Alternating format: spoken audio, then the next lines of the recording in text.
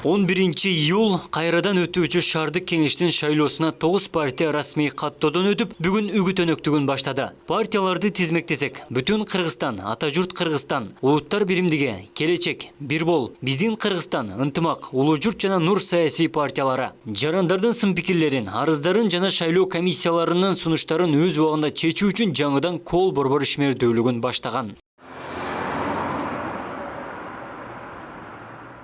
Кала боюнча 78 шайлоо тилкеси түзүлүп, бүгүнкү күндө 151 миң жарандын тизмеси такталган. Кала бийлиги тарабынан атайын шайлоо өткөрүү штабы уюшулуп, өнөктүктү өткөрүүнү камсыз кылуусу белгиленген. Эпидемиологиялык абал курчуп жаткандыктан санитардык эрежени бузган партияларга айып салуу каралды. Партиялардын өкүлдөрү шайлоочулар менен жолугуда санитардык талап жана жарандардын санын чектөөсү күчүндө экенин аймактык шайлоо комиссиясынын төрагасы билдирди. 9 партиядан 45 мандатка 763 талапкер өз арызын берген. Анын ичинен 62 талапкердин документтери туура эмес болсо, мурунку шайлоодо олуттуу мыйзам бузган үчүн 18 талапкер өнөктүктөн четтетилген. Аймактык шайлоо комиссиясы өткөн өнөктүктө мыйзам бузган талапкерлердин аты жөнүн жарыялады. Добуш сатып албоо, добушту сатпоо шайлоочулардын.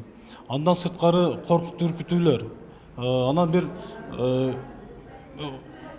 ошол көчөлөрдөн мисалы кызыкчылыктарын асфальттап берип, шагал төгүп берип, болбосо анда детский площадка жашап берип, мунун баары сатып алууларга кирет. Биз саясий чечим алып атканда биз Ош шаардык шайлоо комиссиясынын мүчөлөрүнө эч кандай басым болгон жок. Себеби бул ар ким кандай добуш берсе, ал добуш үчүн өзү жооп берет. Андан сырткары эми азыркы саясий эпидемиялык кырдаалга караганда эми өтө ушундай бир шарт болуп калды, этият болуп, ушул санитардык нормаларды баарын сактап, ушуну сактасак, мен ойлойм шайлооду өткөрүп алабыз деп. Пандемиянын толкуну күчөгөндүктөн иштелип чыккан алгоритмге жараша ар бир мекемеде дезинфекциялык туннель орнотулуп, социалдык сызыктар чийилген. Жогорку Оку жайдагы 5282 шайлоо бөлүмү Сулайман Тоо муниципалдык аймактын жашоочуларын тейлейт. Учурда 1880 жарандын тизмеси такталып, атайын тактайчак илинген. Шайлоочу форма 1 менен өзүнүн тизмесин тактап алууга мүмкүнчүлүк бар. Тиешелүү жабдуулар берилип, антисептиктер, андан кийин коргонуучу кийимдер тарабынан бардык нерселер тараптар көрсөтүлүп берилди. Эми азыркы учурда бизде Кыргыз Өзөк университетинин өзүнүн гана дезинфекциялык нерсесинен коргонуп турабыз. Шайлоого жакындаганда, анан азыркы учурда бул жерде жумуш күнү болгондугу үчүн шайлоого карата даярдыктарыбыз каралып жатат. Негизи керектөөчү болгон бардык нерселер шаардык шайлоо тарабынан берилди. Бизде азыркы абалга жараша иштер алып барылууда. Форма 1 боюнча кайрылуулар болду элек азыркы учурда, себеби кайра шайлоо болгон үчүн бардыгынын тизмелери такко деген эле үмүттө турабыз.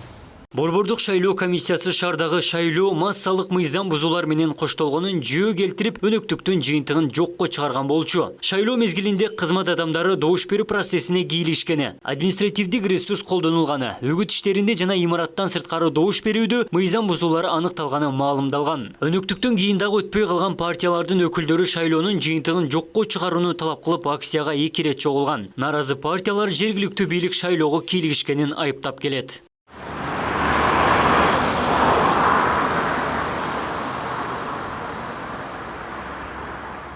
Өткөн шайлоодо Ош шаарында 4 партия 7% ченден өткөн. Эң жогорку көрсөткүч менен ата журт Кыргызстан партиясы 47,99% ээлеп, 45 мандаттын 27-сине ээ болгон. Калаада добуш берүүгө 151.390 жарандын тизмеси такталганы менен анын 70.621 өнөктүккө катышкан. Бул жалпы шайлоочулардын 46 гана пайызын түзгөн. Учурдагы 4-чү чакылыштагы шаардык кеңеш 2016-жылы 27 мартта шайланган. Өткөн жылы мөөнөтү аяктап шайлоо өтөөрдө карантиндик чектөөлөрдөн улам токтотулган. Бул 5-чи чакылышка болгон 3-өнөктүк. Абдумалик Базарбаев, Элимон Акбаев, Ош ТВ.